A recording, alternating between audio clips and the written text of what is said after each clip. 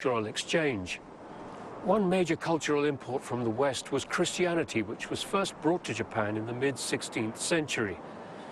It was later banned for a period of about 250 years. During that period of suppression, there were a number of people in the Nagasaki area who continued to practice their faith, and they became known as the hidden Christians. Over the course of a two-part special, I'll be traveling around Nagasaki, visiting churches and other places to try and find out some more about these hidden Christians. Nagasaki in northwest Kyushu.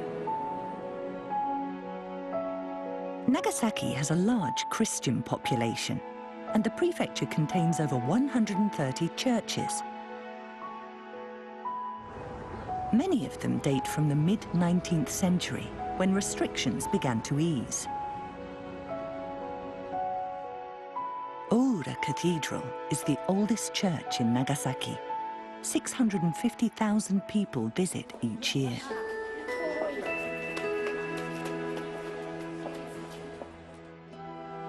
Construction was completed in 1865. In the early years, only foreigners were able to worship here. For centuries, Japan had isolated itself in a bid to reduce Western influence. When the policy came to an end, the first churches were built in neighborhoods where many foreigners lived.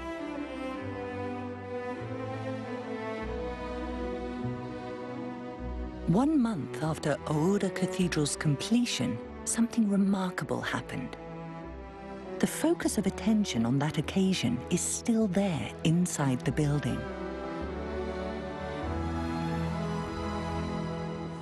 Peter's going to meet a man here who can tell us about it.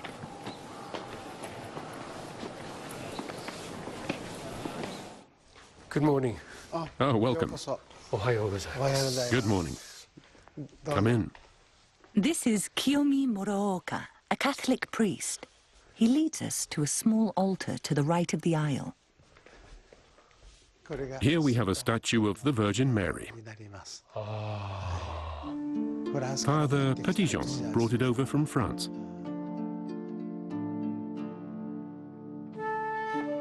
As Father Bernard Petitjean was praying one day, shortly after the cathedral was completed, he was cautiously approached by a group of Japanese people.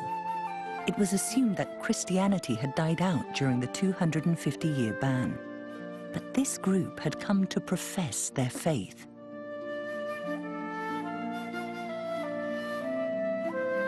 A letter written by the priest still remains. I was approached by one woman in her 40s or 50s. She said, "Where is the statue of the Virgin Mary?"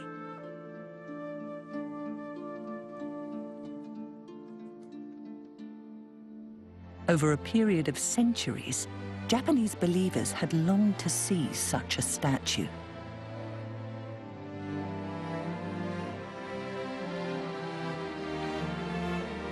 The scene is captured in a commemorative plaque displayed at the cathedral's entrance.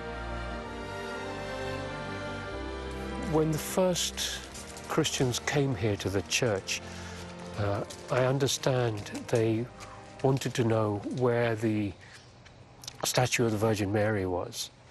How was it they knew about that? Under the watchful eye of the government, Japanese people couldn't easily confess to their faith. They peppered Father Petitjean with questions. Are you celibate, for example? What ceremonies are coming up? That's the kind of thing they asked him. Then, after all these inquiries, the woman asked where the statue of Mary was. No such statue had been seen for over 250 years. The fact that it was being mentioned now was a matter of great significance for both sides.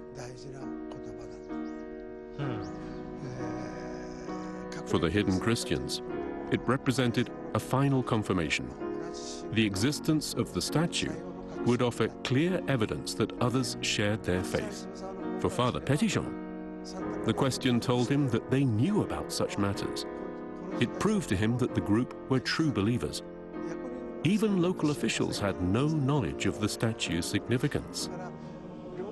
So the question was a mutual confirmation of faith. Because of its role in the story, the statue became known in Japanese as Mary, the finder of the flock. The revelation that Christianity had persisted through 250 years of prohibition made a global impact. In the Vatican, they referred to the event as the miracle in the East.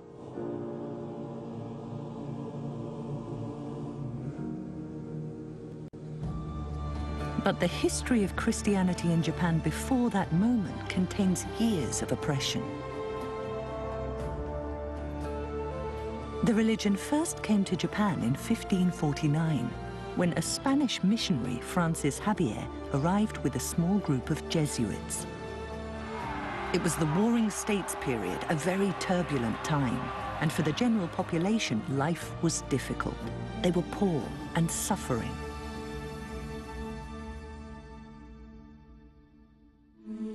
However, they were treated kindly by the missionaries, who were given freedom to act by feudal lords who had converted to Christianity.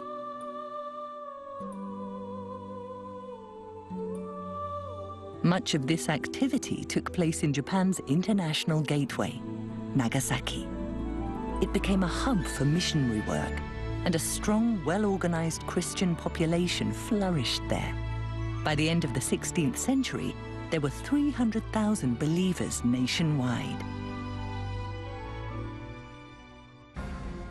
But many people became concerned about Christianity's widespread and growing influence. The nation's leaders even saw a threat of colonization. In 1587, this culminated in the powerful warlord Toyotomi Hideyoshi imposing a crackdown on Christian missionaries, with some being exiled. 10 years later, an event in Nagasaki sent shockwaves through the Christian community. 26 people who refused to abandon their beliefs were crucified. They became martyrs to their faith. The youngest of the 26 is said to have been just 12 years old. In 1614, having unified the country, the Tokugawa shogunate implemented a nationwide ban on Christianity.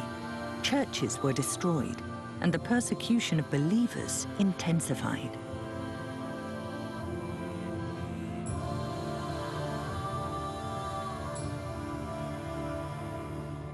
Hi, Peter. Welcome to the museum. This is the 26 Martyrs Museum. Yep. And should we go inside? Absolutely.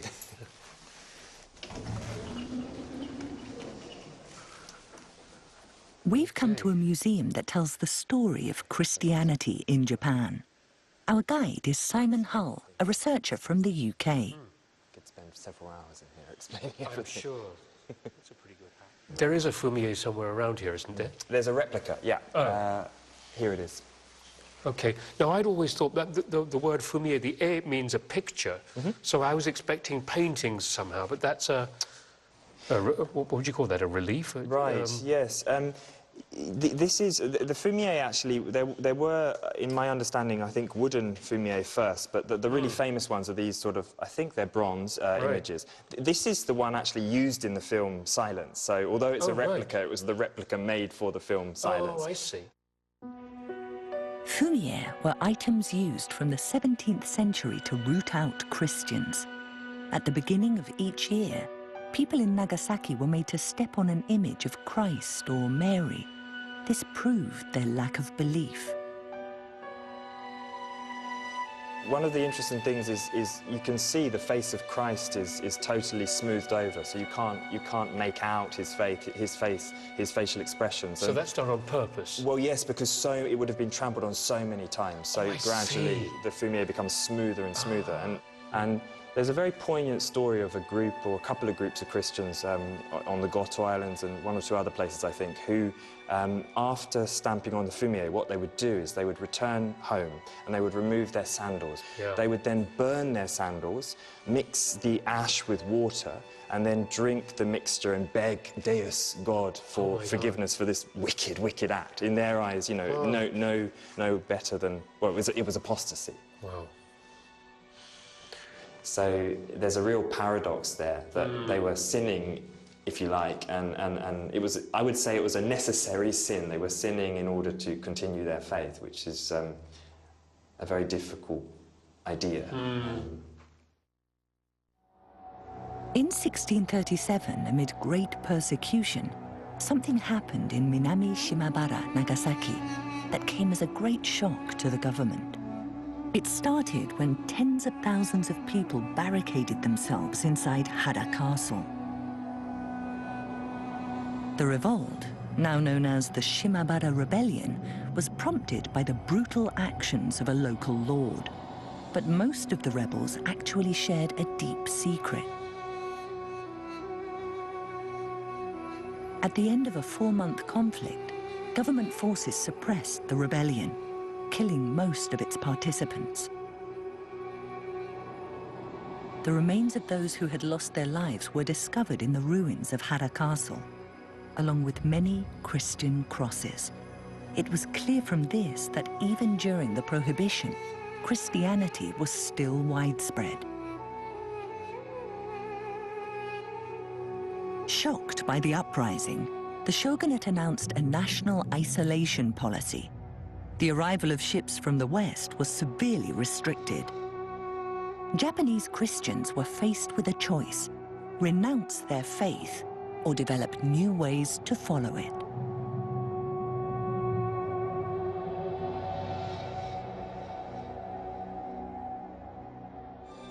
Despite fierce persecution, some Christians decided to secretly continue their worship.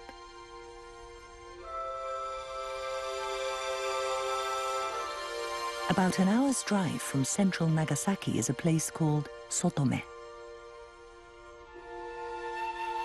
Cliffs and rugged mountains made this area hard to reach, and therefore a bit safer for the local faithful. These conditions encouraged many Christians in the city to move to Sotome.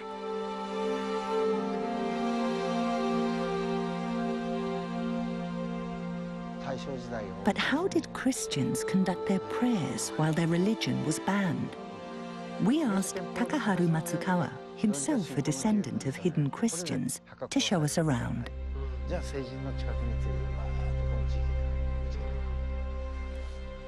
This is an old path.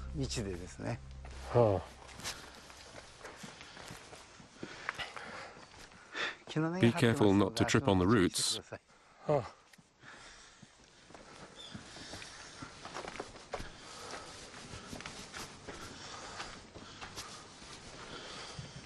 This is a cemetery for hidden Christians. Ah, okay. This is a Christian's grave. The tombstone, subtle and plain, blends into the natural environment. This is a grave that doesn't look like a grave. If there had been any inscription, the authorities would have destroyed it. While the ban on Christianity was in force, anything Christian was eradicated. If a Christian grave was discovered, the authorities would dig up the remains and throw them into the sea.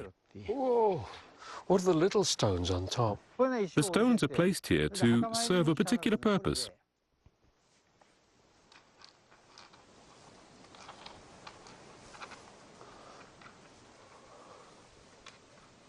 Ah. You arrange them into a cross, and then you pray. After you finish praying, you jumble the stones up again, so there's no trace of any Christian association. When I was a boy, we learned that this was the way to pay respects at a grave. I believe this custom was passed down from the era of the hidden Christians. Similarly secretive methods were used in other places too. This is one of them. It's a prayer rock. So, what's that about? Prayer practice. Christianity was banned, so the words used in prayers weren't written down anywhere. Oh, okay. The elders came here to teach younger members of the group how to do it. They taught the youngsters how to pray. It was a safe place to practice. The prayer that Christians practiced as they crouched under the rock was called the orasho.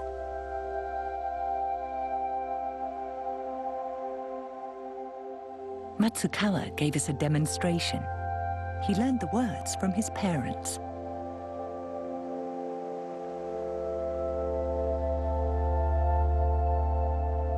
When you recite the orasho, you are supposed to cross your thumbs like this. That makes the shape of the cross, and then you'd start your prayer. Ave Maria, Barashakena, Romerek, Peretuzio, Imono, Igrizu, Irikinjano, Naretsu, Guru, Tsubeke, Zezus, Santa Maria, Virgo, Jamaten, Gengin, Tori, Nankimondra, Amen. Ave Maria, Barashakena, Romerek, Peretuzio, Imono, Igrizu, Irikinjano, Naretsu, Guru, Tsubeke, Zezus, Santa Maria, Virgo, Jamaten, Gengin, Tori, Nankimondra, Amen. Ave Maria, Barashakena, Romerek, Peretuzio, Imono, Igrizu, Irikinjano, Naretsu, Guru, Tsubeke, Zezus, Santa Maria, Virgo, Jamaten, Gengin, Tori, Nankimondra, Amen. What language is that? I think it's probably Latin. But after the ban in 1614, people couldn't recite it publicly. They used word of mouth, so errors crept in. Next, Matsukawa took us to Karematsu Shrine, deep in the mountains. It's also referred to as a Christian shrine. During the Prohibition, the Christians here were led, in secret, by a particular priest. He was called Jiwan, and this shrine was built above his burial place. It became an important place of prayer for the hidden Christians. Why do you think it was that the hidden Christians at that time were able to continue their faith for 250 years despite all of the persecutions at the time? Life was incredibly difficult. People were poor and they couldn't produce anything. But although life was hard, they believed that after death, they had an eternal place in heaven beside Christ. There, they would find joy. I think that belief was deeply held in the community. It was particularly inspired by missionaries in Japan around the turn of the 17th century. They treated everyone with kindness, even those shunned by the general population, like lepers and other sick people. Christianity protected the weak, and that left a big impression. I think that's why people didn't renounce their faith. The fact that our ancestors went through so much makes us want to preserve their legacy.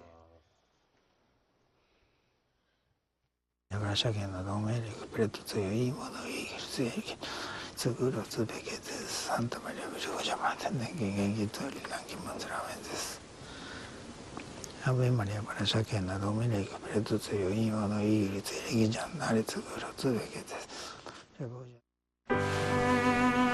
Hidden Christians received further support from a very unlikely source. This Buddhist temple. During the ban, a registration system was used to make sure that everybody belonged to a temple. This was another way to identify the religious convictions of people in the community. Tenpukuji is in Sotome. The temple's original purpose was to keep an eye on the local people, but it ended up being a refuge for the hidden Christians.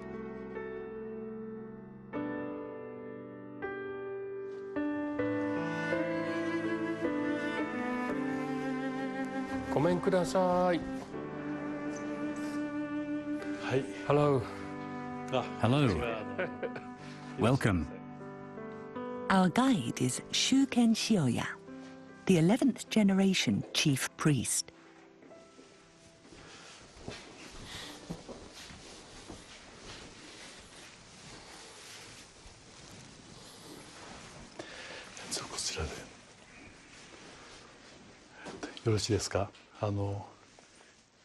The statue in the middle is of the historical Buddha. That is the chief image for our sect of Buddhism. Of course. And to its right is a statue called Maria Kannon.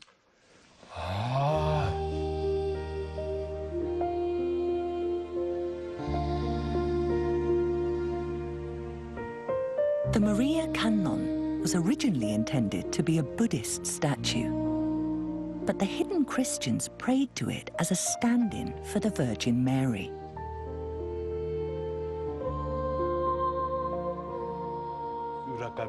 At a time when persecution was especially intense, I'm told that the hidden Christians came to this temple and asked for their Maria Kannon to be looked after. Why was it that the Christians brought the statue to this temple in particular? Well, the Christians may have had their own distinct beliefs, but this Buddhist temple had a long history of sheltering hidden Christians. Didn't that put the temple and the Buddhist priests who worked here in danger if they were disobeying the authorities? Absolutely. They were risking their lives. You see, Zen Buddhism teaches us not to fight over differing points of view. Picture a cylinder. If you slice it vertically, the exposed part takes the form of a rectangle. But cut it horizontally, and you get a circle. Some people would cut it one way, some the other way, and they'd both think it was the only way. Neither viewpoint is actually wrong. In the same way, Christians and Buddhists at the time understood that a differing point of view shouldn't cause conflict. I think that mutual respect was a big reason why the hidden Christians made it through 250 years. I'd say that's at the heart of it. It must have been an enormous relief for them to be able to come here without being worried for their safety. Actually, I have a story for you. This is my 40th year as Tenpukuji's chief priest. When I started, the temple was in a state of complete disrepair. The building we're in right now needed to be rebuilt. At times like that, priests ask the temple congregation to contribute funds. And when we did that, Catholics actually came and donated a substantial sum. Christians did? Oh. Yes. We asked them why they were being so generous. It turns out their parents explained to them that the temple had helped their ancestors. Their parents and forebears had instructed them to help the temple if the opportunity to do so ever arose. That message was passed on. It's a fascinating story, and one that I think will reverberate, especially now, and in a lot of different places around the world, where there's so much persecution in the name of one religion or another going on. The two religions enjoyed mutual respect and existed side by side for 250 years, all through the age of oppression. That's what the society back then was capable of. The whole world can learn from this way of seeing things, or coping. I think it's a great point of reference. Thank you very much.